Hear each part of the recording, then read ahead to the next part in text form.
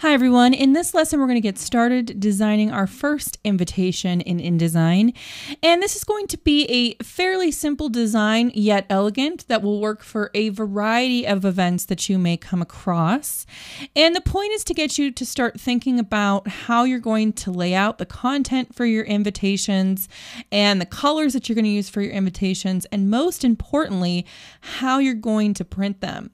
The reason that you really want to think about this is because there is so many options available to you when you're printing invitations, from the paper choices to the ink choices and the design choices that you have. So this way we're going to start with something a little more simple and then really think about how this is going to be printed as we're working through our design.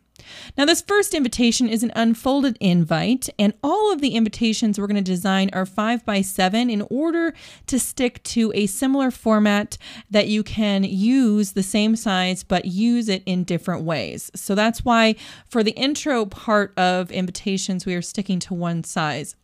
Now, 5x7 is great. It's very standard. It's very easy to work with. And the unfolded version basically just means that you're designing a postcard in an invite fashion so that it's something that can be used front and back with details about your event.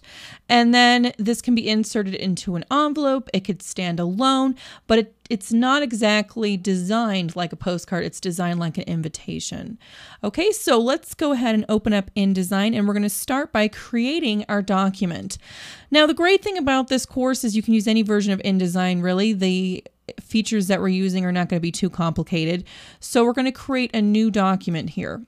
And this is going to be a standard 5x7. So we're going to uncheck facing pages. We are going to create two pages. We're going to create a front and a back to this invitation. Some people opt not to design a back, but if it's in the budget and it's something that you can afford and want to do, it's going to just add to your invitation to have both sides utilized here. So we are going to design both. The great thing is, though, is that even though we're designing two pages, you can always just use the inside of your postcard, meaning that you have all the event data on that side, and you can just use that. So it doesn't hurt to design both. And then we are going to design a 5x7. This is going to be a portrait style unfolded invitation. It works best in this case. You can use landscape if you want to. You can use portrait for the event information and landscape for the reverse side if you want to. So again, lots of fun options. We're going to leave all of this the same, but of course we're going to work with a bleed here. When we're going to have such a simple and elegant style, we definitely want to utilize bleeds. It makes everything look so much nicer. And we can go ahead and preview this and see how this looks, and that's fine. And we're going to hit OK.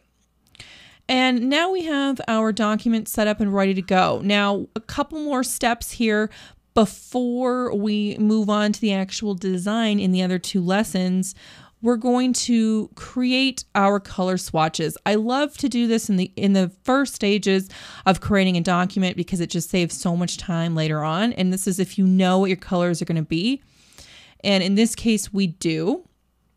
So we're going to go ahead and create our first color swatch here.